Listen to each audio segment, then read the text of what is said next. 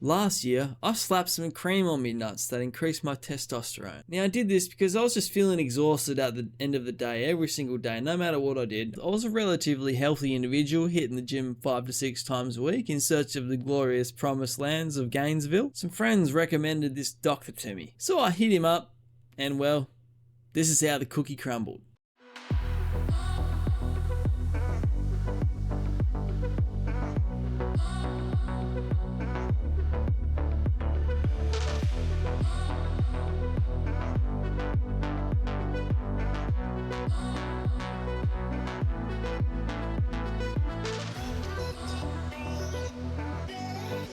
I tried testosterone replacement therapy for about a year. Now, I wasn't 100% consistent with it. Yeah, I missed a day or two here and there. But yeah, I was slapping cream on me cum tank.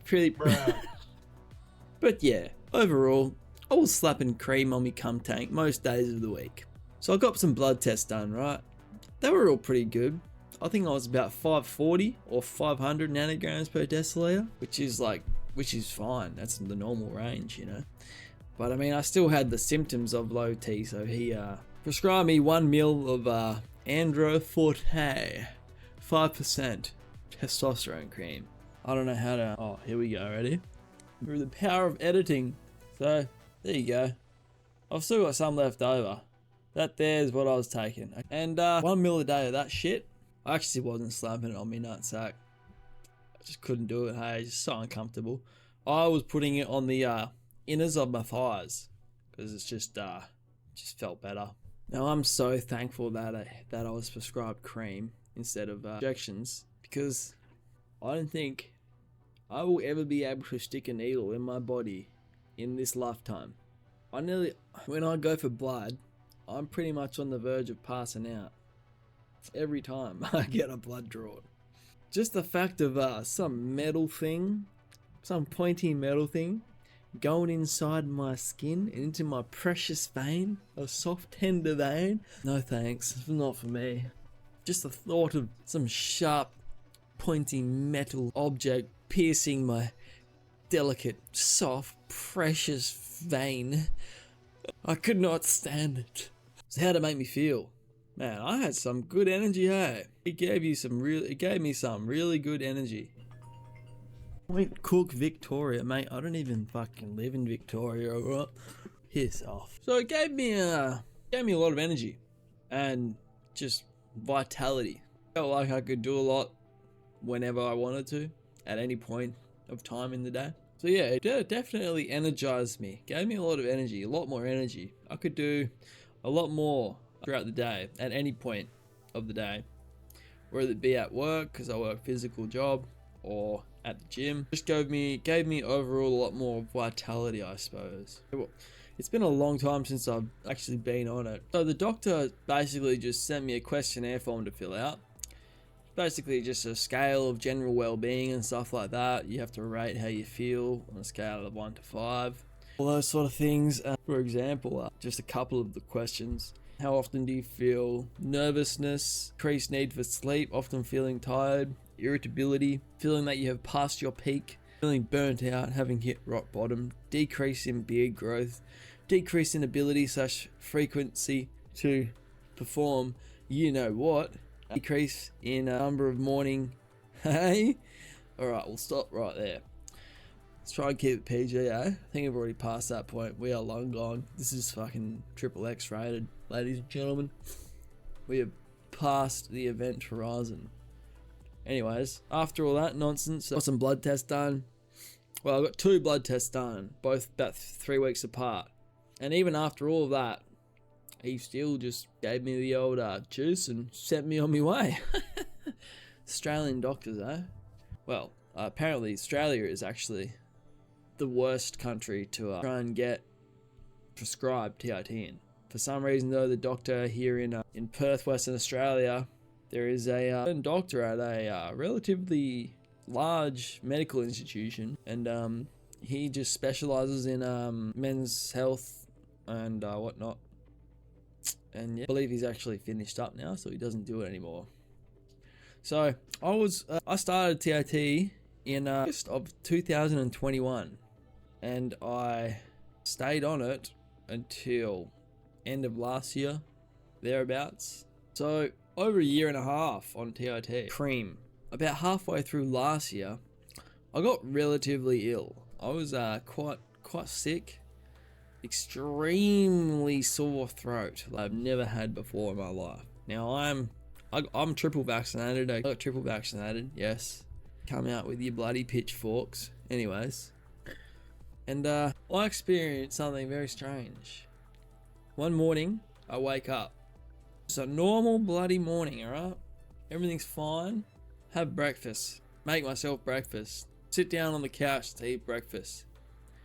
Within about 5 seconds of sitting down on the couch, my right ear goes completely deaf and starts ringing out. It just rings out. And I'm extremely dizzy. And the dizziness stayed for like a while. So what do? Well, I do nothing for a little bit. I book in to see my doctor that afternoon, and she tells me to go to the emergency department, which I do. I go there. They give me some, well, after about 6 hours of waiting in the emergency department, I finally get in at about 3 a.m. and they give me some medicine for vertigo, and they put me on a bed. I think I fall asleep for a bit. Then they take me in to do a CT scan of the brain to see if I've had a stroke or anything like that. And everything was fine, everything was normal. So it wasn't that, at least apparently not. And yeah, about 4 a.m. they let me go. I'm still pretty dizzy. I walk out the hospital and I drive home somehow. Guys, about a week goes by, still don't have any hearing in this year. Well, it's not severe hearing loss. The high frequencies have gone. It's a little bit dull, muffled in this year. If a song's playing in another room and your door's shut, you can hear it muffled a bit. That's what it's like in this year, and it's been like that ever since. So my hearing's pretty much damaged in this year somehow. So I followed up on this with multiple doctors. I've done multiple scans, MRIs, CTs, all that sort of stuff. Check all the brain, make sure nothing happened, and everything has just come back completely normal. So basically all they're putting it down to is a virus or infection called vestibular neuritis. It's a infection of the 8th cranial nerve, which is related to hearing imbalance. So they believe that and it's basically sensorineural hearing loss, which is what has occurred. Now I'm not saying that going on TRT directly caused this issue. Could have been a number of different things. Could have even been the fact that this is going to be a controversial take, could have even been due to the vaccines we had. I don't know how much you've looked into that rabbit hole, but probably better off just not knowing. Guys, never mind. Moving right along. So I'm off TRT now. I just stopped cold turkey. I was only on the cream. I might have gone down the rabbit hole too far in relation to this occurrence, but I did come across some studies that show that testosterone or higher testosterone can lead to a lower immune system. It could maybe potentially be causation as to why I actually received this sensorineural hearing loss from the vestibular neuritis. For example, a study by Stanford Medicine shows that in men, high testosterone can mean weakened immune response, study finds. Paragraph here, it has long been known that for reasons that are not clear, men are more susceptible to bacterial, viral, fungal and parasitic infections than women are, and that men's immune system doesn't respond as strongly as women's to vaccinations against influenza, yellow fever, measles, hepatitis and many other diseases. The new study may explain why this is the case. So it could be due to testosterone. Who knows? I believe all this stuff is conclusive, as far as I'm aware. And I found another article stating that high levels of testosterone don't equate to a stronger immune system. And also lower levels actually weaken your immune system as well, which could also be another factor. Because obviously, if you take your testosterone every morning, then by the night time or by the following morning before you've taken your next dose, your testosterone might be quite low. So as a child, I was a drummer in various metal bands and went to lots of metal concerts and whatnot, and I never wore hearing protection. So that could be another reason why my hearing lost. Maybe it was just from age. Who knows? I'm not that old, Jesus. There are multiple methods of receiving testosterone. The first is a gel. Gel, I think it's similar to the cream where it absorbs into your body. You can receive testosterone via a gel, an injection, a patch, gum and cheek, nasal, and even implantable pellets. The implantable pellets can last for 3 to 6 months and they sit under the skin, surgically implanted. Very interesting indeed. Now the gel or cream is actually the same thing.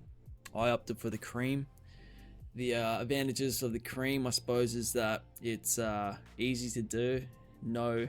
It's less intrusive.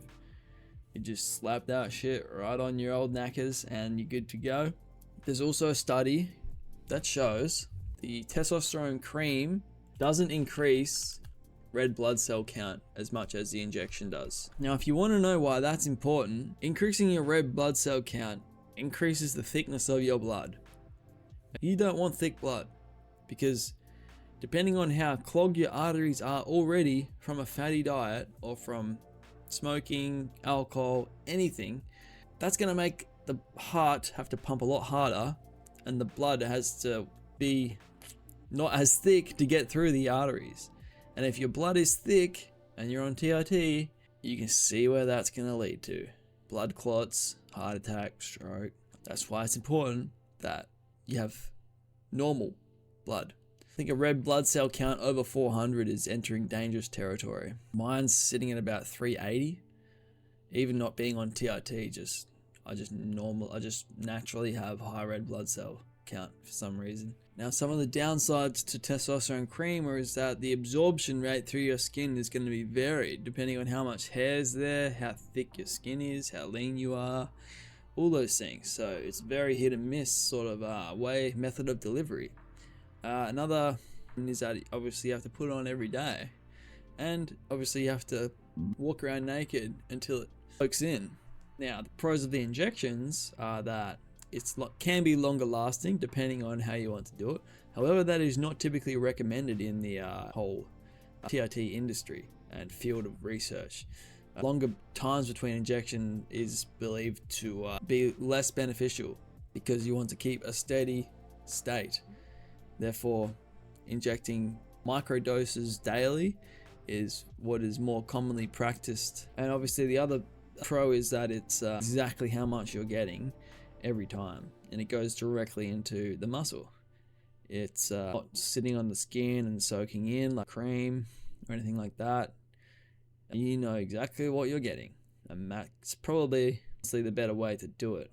Obviously the downsides are you got to inject yourself, and also the injections have been known to increase red blood cell count more than the cream. They both increase red blood cell count. The injections have been known to actually increase it more at a rapid rate. Those are really the cons. I'm not going to go too much detail about all this stuff, pros and cons about TRT, because honestly, for most people, unless you 100% need it, man, I don't recommend it at all. It's not all it's hyped up to be.